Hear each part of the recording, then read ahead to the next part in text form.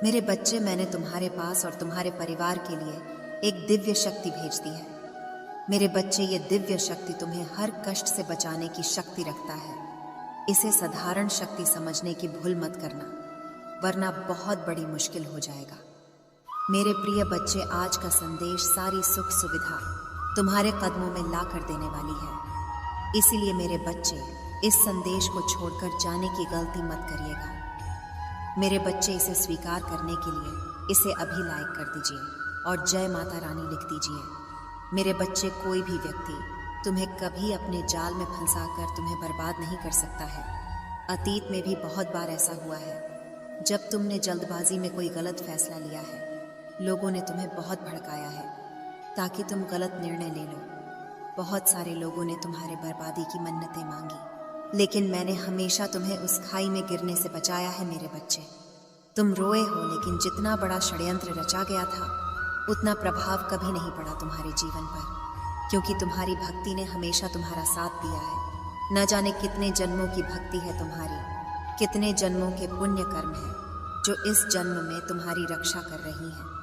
इसलिए निश्चिंत हो जाओ। मेरे बच्चे, तुम्हें अपनी माता रानी पर विश्वास है तो हाँ लिखकर इस संदेश को लाइक कर दीजिए। मेरे बच्चे, तुम्हारे शत्रु के सपने कभी पूरे नहीं होंगे। तुम्हें बर्बाद करने की उसकी योजना कभी सफल नहीं होगी, क्योंकि ब्रह्मांड का ये उपहार है तुम्हारे लिए। तुम्हारे पिछले जन्मों के अच्छे कर्म हैं मेरे बच्चे, जो हमेशा तुम्हें किसी भी संकट में फंसने से पहले बचा लेंगे। वो लोग जो तुम्हें बर्बाद करने का षड्यंत्र रचते हैं, वो तुम्हारे पक्ष में ही काम करता है। उनकी योजनाएं तुम्हारे लिए ब्लेसिंग्स का काम करती है। तुम्हें बर्बाद करने की धुन में, तुमसे तुम्हारी खुशियां छीनने की धुन में, तुम्हारे करियर को बर्बाद करने की धुन में। तुम्हारे शत्रु इंसानियत ही भूल गए मेरे बच्चे, और जिसके दिल में इंसानियत नहीं है, जो दूसरों को तकलीफ में देखकर खुश होता है, दूसरों का घर उजाड़ कर दिवाली मनाता है, वो इंसान ही नहीं है। वो तो जानवर भी नहीं है मेरे बच्चे, क्योंकि जानवर भी दूसरों का दुख समझते हैं और इंसानों से ज्यादा साथ देते हैं सुख दुख में। मेरी नज़र में तो वो व्यक्ति किसी राक्षस से कम नहीं है। मैं बस उस दिन का इंतज़ार कर रही हूँ जब वो मेरी दी आखिरी चुनौती को नज़रअंदाज करके अपने असली रूप में मेरे सामने आएगा। उस दिन मैं उसे राक्षस का संहार करूँगी। अब तक तो मैं उसे मौके दे रही थी, ये सोचकर कि शायद वो अपने रास्ते से भटक गया है। जब उसे अपने कर्मों का एहसास होगा तो वो माफ़ी की भीख मांगेगा, वो रोएगा, गिड़गिड़ाएगा। पर उसने मेरे दिए मौक़ों का बहुत गलत फ़ायदा उठाया है मेरे बच्चे, और कुछ ऐसा कर दिया है उसने जो माफ़ी के लायक नहीं है। अब वो बेज़ुबान जानवरों पर अत्याचार करने लगा है। उसने लोगों को मौत के मुंह में धकेलने की कोशिश की है, पर मैं उसे अब मौत भी नहीं दूंगी। बहुत हल्के में ले लिया उसने मुझे और मेरी चेतावनी को। अब वो मुझसे मौत की भीख नहीं मांगेगा, तब भी मैं उसे मौत नहीं दूंगी, और सुकून का जीवन तो अब उसे मिलेगा ही नहीं। पर तुम उससे या किसी से भी बदले की भावना मत रखना मेरे बच्चे, क्योंकि यही फ़र्क है तुम में और इन राक्षसों में। तुम्हें कुछ भी करने की, कुछ भी सोचने की ज़रूरत नहीं है, क्योंकि उसने तुम्हें जितना नीचा खींचने की कोशिश की, उतना ही ऊपर ले जाऊंगी मैं तुम्हें। मेरे बच्चे, इस पर विश्वास है तो 555 लिखकर इस चैनल को सब्सक्राइब कर दीजिए। मेरे बच्चे, तुम्हें जितनी खुशी मिलनी चाहिए थी उससे लाख गुना ज़्यादा खुशी दूंगी मैं तुम्हें। तुमने हमेशा सबकी खुशी का सोचा, अपनी खुशियों से ऊपर दूसरों को रखा, तो तुम्हें तुम्हारे त्याग का फल दूंगी मैं। मेरे बच्चे, तुम्हारे काम नहीं बन रहे हैं, आगे नहीं बढ़ा रहे हो, तुम्हें सही से नींद तक नहीं आती है, पर मेरे बच्चे, गहरी लंबी सांस से लो और शांति से बैठ जाओ। अब बस अपनी माता का खेल देखो। तुम जिन लोगों के बारे में सोचकर परेशान हो रहे हो, वो लोग तुम्हारे पैर की धूल भी नहीं है। तुमने हमेशा लोगों की मदद की है, सबका अच्छा सोचा है, तो तुम्हारी माता तुम्हारे साथ कभी बुरा नहीं होने देंगी। ये सारा खेल मेरा है, और कोई कितना भी बड़ा षड्यंत्र रच ले, इस खेल की बाजी तो मेरा बच्चा ही जीतेगा। वो इंसान जो दूसरों को प्रताड़ित कर रहा है, बेजुबान जानवरों पर अत्याचार कर रहा है, उसका अंत निकट है। उसके रचे छोटे खेल का इस ब्रह्म का अंत निकट है। मेरे बच्चे, उसने हमेशा राक्षसी प्रवृत्ति अपनाई, हमेशा दूसरों का बुरा सोचा, दूसरों के दुख पर हंसा, दूसरों को दर्द में देखकर उसे सुकून की नींद आती थी। तो उसका अंत भी वैसा ही होगा। उसे डर लगेगा कि कौन कब उसे मार दे अब उसे वो नींद नहीं आई कि मेरे बच्चे, वो रातों में डर कर उठकर बैठ जाएगा कि कहीं वो सोया तो कोई उसके प्राण ना ले ले। और जब वो उठेगा तो उसे लगेगा कि ऐसा जीवन जीने से अच्छा कि मेरा जीवन खत्म हो जाए। ना उसे मौत मिलेगी, ना उसे सुकून का जीवन मिलेगा। उसके बुरे कर्म उसकी आंखों के सामने 24 घंटे आएंगे।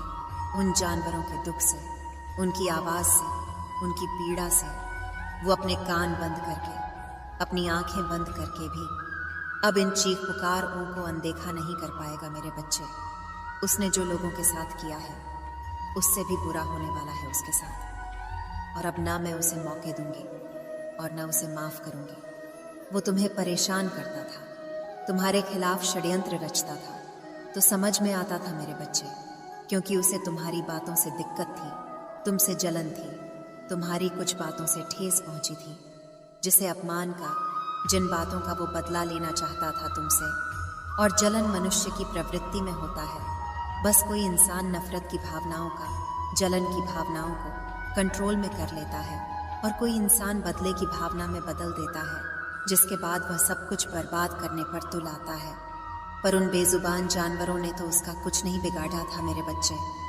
न वो उसको कुछ बोलते थे, न वो उसका अपमान कर रहे थे, न वो उसकी भावनाओं को ठेस पहुंचा रहे थे।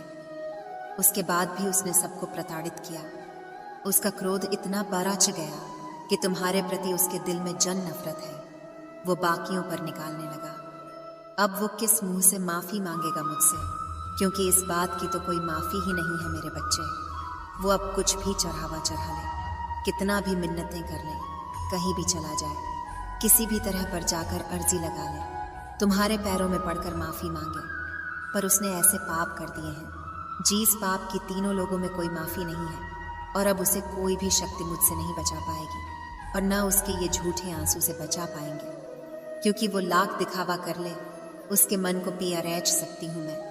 किसी भी व्यक्ति के मन में क्या चल रहा है ये सब कुछ जानती हूँ मैं, और मुझे पता है कि वह बस पछतावे का दिखावा कर रहा है। आज भी उसे कोई अफसोस नहीं है कि उसने कितने लोगों को प्रताड़ित किया है, कितने लोगों को रुलाया है। बस जब उस पर बीत रही है तो वो दिखावा कर रहा है माफ़ी मांगने का। इसीलिए अब उसके आंसुओं में आकर मैं उसे एक और मौका नहीं दूंगी, नहीं तो न जाने वो ही समाज में क्या कर बैठेगा मेरे बच्चे। और तुम ऐसे व्यक्ति के बारे में सोचकर परेशान हो जिसका कोई अस्तित्व ही नहीं है संसार में। ऐसे इन लोगों का अंत होता है मेरे बच्चे, और बुरे लोगों का अंत हमेशा बुरा ही होता है। मेरे बच्चे, आज मैं तुम्हें उन लोगों के बारे में बताने आई हूँ जिनके लिए तुमने अपना सब कुछ त्याग दिया। एक वक्त पे तुम अपनों के खिलाफ हो गए थे उनके लिए। एक वक्त ऐसा भी था जब तुम्हारे पास शायद इतने पैसे नहीं थे, फिर भी तुमने उन लोगों को खुद के ऊपर रखा। तुमने अपनी ख्वाहिशें नहीं पूरी की, तुमने उनकी ख्वाहिशों को खुद के सपनों से ऊपर रखा। उनके सपने पूरा करना तुम्हारे लिए बहुत ज़रूरी था। एक वक्त ऐसा भी था जब तुम अपनों के खिलाफ हो गए थे। तुम अपने अपनों तक से लड़ जाते थे। अगर कोई इनके खिलाफ तुमसे कुछ कह दे, चाहे दुनिया एक तरफ और तुम्हारे लिए वो इंसान एक तरफ था। तुमने हर किसी की मदद की, तुम्हारा व्यवहार ही ऐसा है। दूसरों की मदद करना, दूसरों के बारे में हमेशा सोचना, दूसरों की खुशियों के बारे में हमेशा सोचना। चाहे कोई इंसान तो मैं लाख बुरा बोले, चाहे कोई इंसान तुम्हारी लाख बुराई करे, तुमने पलट कर कभी किसी का बुरा नहीं चाहा। अपने बुरे से बुरे वक्त में भी तुमने दूसरों का दुख देखा। आज वो लोग तुम्हारे पीछे बहुत बातें करते हैं और मैं सब सुन रही हूँ। उस इंसान के लिए तुम अपने माता पिता के खिलाफ तक चले गए, पर वो इंसान तुम्हारा नहीं हुआ। तुम्हारी की हुई चीज़ों का उसको तुम्हारे किए हुए त्याग का इतना भी कलर नहीं है। आज वह सब लोग तुम्हारे पीछे बहुत बातें करते हैं। उनको हमेशा यही लगता है कि तुम्हें तो सब कुछ बहुत आसानी से मिल जाता है। तुम्हारे ऊपर तो किसी दिव्य शक्ति का हाथ है। उन्हें तुम्हारा स्ट्रगल नहीं दिखता, उन्हें तुम्हारे संघर्ष नहीं दिखते, उन्हें तुम्हारे यहाँ आंसू नहीं दिखते। उन्हें बस ये लगता है कि इसके पास तो सब कुछ, अगर तुम अपना धन दौलत किसी को दो तो उन्हें ये लगता है कि इसके पास बहुत धन है। अगर तुम किसी पे खर्च ना करो तो उन्हें ये लगता है कि यह घमंडी। अगर तुम किसी से हंस के बात करो तो उन्हें लगता है कि ये तो ऐसा ही है, ये सबके पास ही ऐसी बातें करता है। और अगर तुम किसी से बात ना करो तो उन्हें ये लगता है बहुत घमंड है इसके अंदर। सीधे मुंह किसी से बात नहीं करता क्योंकि इसके ऊपर कुछ शक्तियाँ प्रोटेक्ट कर रही हैं, कुछ रह शक्तियाँ हैं जो इसकी रक्षा कर रही हैं। उन्हें कुछ गलत नहीं लगता है। हाँ, तुम्हारे ऊपर दिव्य शक्तियों का हाथ है, तुम्हारी रक्षा में स्वयं कर रही हूँ। उन्हें इसमें कुछ गलत नहीं लगता है। इसमें कोई संदेह नहीं है कि पूरा ब्रह्मांड तुम्हारी कहे सारे पे चलता है। तुम जो चाह लेते हो तुम वो हासिल कर लेते। उनके बोलने से या उनके जैसे 10 लोगों के बोलने से, तुम्हारी बुराई करने से कोई तुम्हारा कभी कुछ नहीं बिगाड़ सकता है, क्योंकि ये पूरा यूनिवर्स तुम्हारी रक्षा में स्वयं खड़ा है। मुझे पता है तुम्हारा दिल कैसा है, मुझे पता है तुमने लोगों के लिए क्या क्या किया।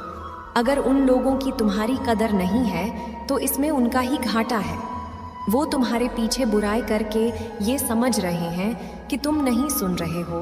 उनको ये नहीं पता है मैं तो सब कुछ सुन रही हूँ। सबके मन में बस यही है कि इसको तो सब कुछ आसानी से मिल जाता है। हमारे इतने संघर्ष के बाद भी हमें कुछ क्यों नहीं मिल रहा है? क्योंकि वह यह समझ ही नहीं पा रहे हैं कि उनके कर्म का फल उन्हें मिल रहा है। इस व्यक्ति ने उनके लिए अपना पूरा संसार छोड़ दिया।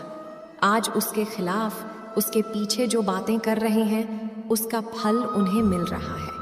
वो जो षड्यंत्र रच रहे हैं उसका फल उन्हें मिल रहा है। तुमने कभी किसी से ईर्ष्या नहीं की, कभी किसी से जलन भाव नहीं लाया अपने मन में। इसलिए तुम्हारी तरह के इसलिए पूरा ब्रह्मांड तुम्हारे साथ आज खड़ा है और उनके साथ कोई नहीं खड़ा है।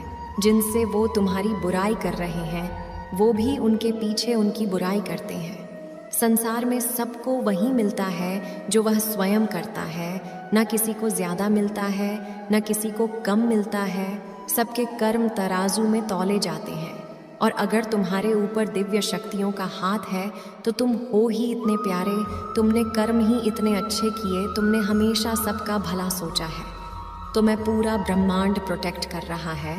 कोई लाभ षड्यंत्र कर लो, तुम्हारा कुछ नहीं बिगाड़ सकता। मेरे बच्चे, तुम्हारे जीवन में कोई ऐसा व्यक्ति है जिसकी बुरी नज़र है तुम पर। वो वक्त वक्त पर कुछ ऐसी क्रियाएं करता है जिससे तुम्हें बहुत तकलीफ होती है।